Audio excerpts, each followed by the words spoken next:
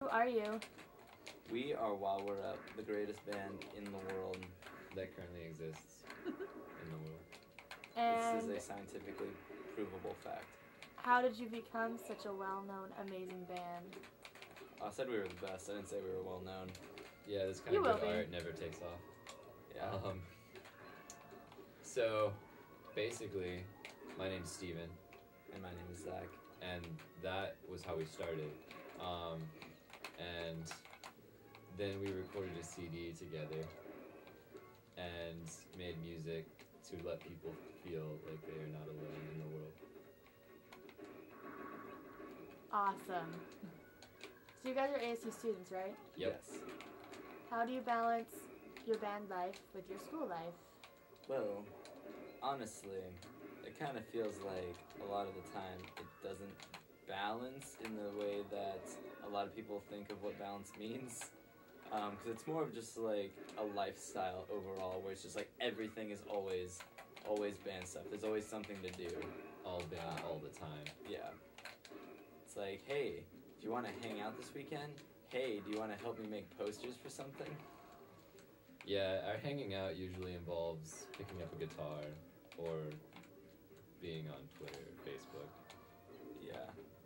So. or making a video Or playing Super Smash Brothers. or playing That's like the one thing we do that doesn't involve the band. But I mean, I do feel like this is applicable. And eating. This is.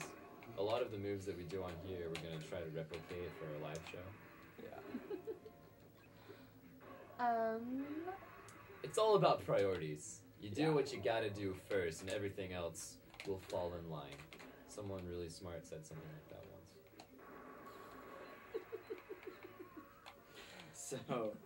So yeah, I mean, that's the best way that I think we can like summarize just what it is that we do. It's just kind of like always something to be done. So when did the band actually start? March something 2010. And how many fans do you currently have now? Technically, what's our number? If you go off of social media sites, which is really one of the only things that we can go off of, on Facebook, we've got about 1,200 likes. On Twitter, we've got about 1,000 followers. On YouTube, we've got about, 1,200 subscribers. Yeah. That's awesome.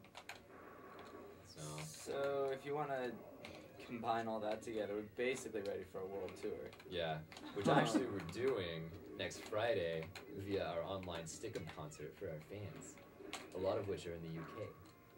We're going to talk British to them. Yeah. Because they speak a different language in Britain.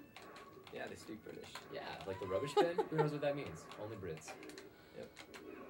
And by Brits, we mean people named Brittany. Yeah. Okay, so what are your plans after graduation? You're both seniors, right? Yep. I'm dead. So right now we're looking at apartments and stuff. Basically, just trying to figure out what real life is going to look like for a while. I mean, we're going to be following Warped Tour this summer, not because we were invited, but just because we're gonna go.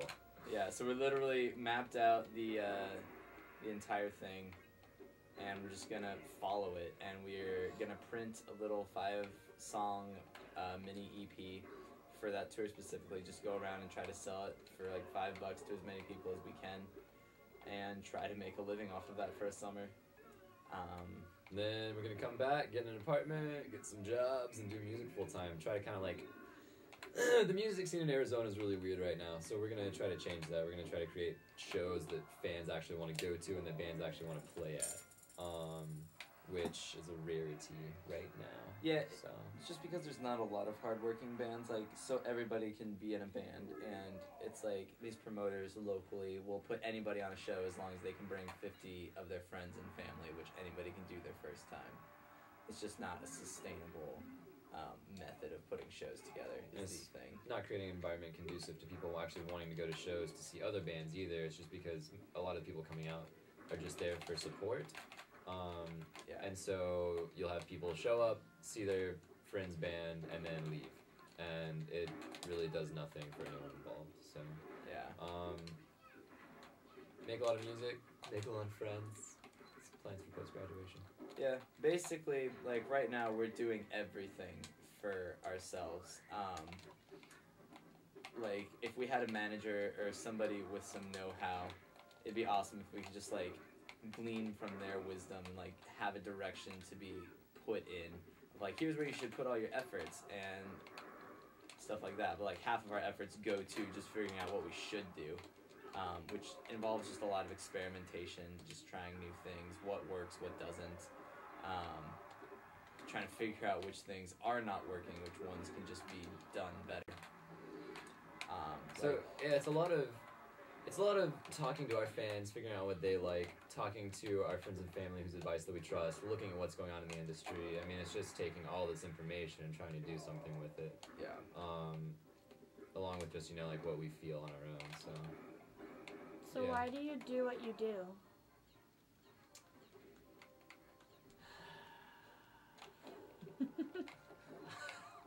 On an ideal level, I believe that music is the best way that I can help the world. I feel like it's what I'm best at and have the most potential to help the most people with.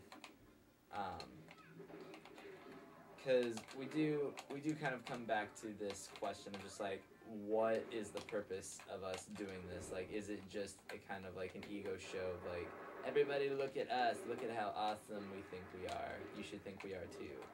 Or yeah, is there... Really, yeah, like it shouldn't be that. So we talk a lot about that actually, just like what is the purpose? Because we don't want to, I mean, we think that there are people out there that are just doing it for that, like the money, the fame, the glamour of the rock star life that they think that they're going to lead, but yeah, like Zach said, like music to us is more of an ideal thing, has the power to change people, has the power to move lives. Yeah, so... for the better. Like, I just remember like, music to me has always been about, like, community and just having that knowledge that there are other people out there like you that feel the same way you do, and that essentially it just makes you feel like you're not alone in the world, which is a pretty basic human need, I would say, at least from my experience. Like, I remember growing up and listening to The Edge on the radio at night when I was supposed to go to sleep. It was, like, probably the most rebellious thing I did as a younging. Goody two-shoes. Just, like, got sent to bed for the night, and I was like, haha, I'm gonna listen to music. And so, but I just remember feeling like I was connected to the other people that were listening to the radio, because you knew that there were other people out there. And so that's how I discovered a lot of the bands that I listened to growing up, was actually just on their radio broadcast that they had at night, was called Top 10 Freaking Favorites, and they would just like recap what was popular for the day. And so it was just kind of a really cool experience, and that radio station's actually been disassembled recently. They changed their format to classic rock, which was a pretty hard hit to the old ticker. It's like a transformer that's trying to transform to something, but it ends up just like tearing itself apart, and it's just pieces. Yeah. Can't do anything with it. Yep, basically. So what are your current projects? What are you working on now? Well, Zachary's got 3 music videos that he is prepping for his senior film capstone, actually. So we're gonna have some rockin' vids coming out this semester. Yeah. Plus a lot of music. Like every moment has been out for about a year now. A year coming up in like a week and a half, actually. And so we're just ready for some new music. Like we think that our fans are ready for some new music. We're ready to play some new stuff at shows. Ready to really kind of hone that skill of ours. So that, getting some live shows together, figuring out what the heck we're doing after graduation, apartment-wise. What about long term? What's your goal long term? Long term is to be signed to some sort of label, because they're essentially just an investor that helps you get more publicity. So, goal is to definitely get picked up by major independent label, and just get as far with this as we can. Like, we've talked about like how popular we would ever want to be idealistically, but I feel like as a performer, or as a band person, like, you kind of get to this place where each time you get to a new plateau, you kind of are like, that plateau is where you thought you would be like completely content with your career, and then and then you realize you want more out of it. Because So- maybe those plateaus aren't what you thought they would be. And So- Yeah, I mean, just like ideally here, I think music is kind of an ideal thing, to create the most positive change in the world that we can. 2 stars in a row, sucker. Yeah, so to create the most positive change in the world that we can. Yeah, and just on an economic level, just be able to sustain ourselves with our musical And our endeavors. future families.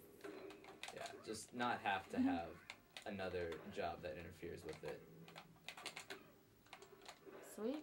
What are you doing right now to promote yourself as a band? A lot of online stuff. We've got a demo that we're going to be making for that Warped Tour deal that we're probably just going to be handing out around the local area, just to try and just to get the word out about us more.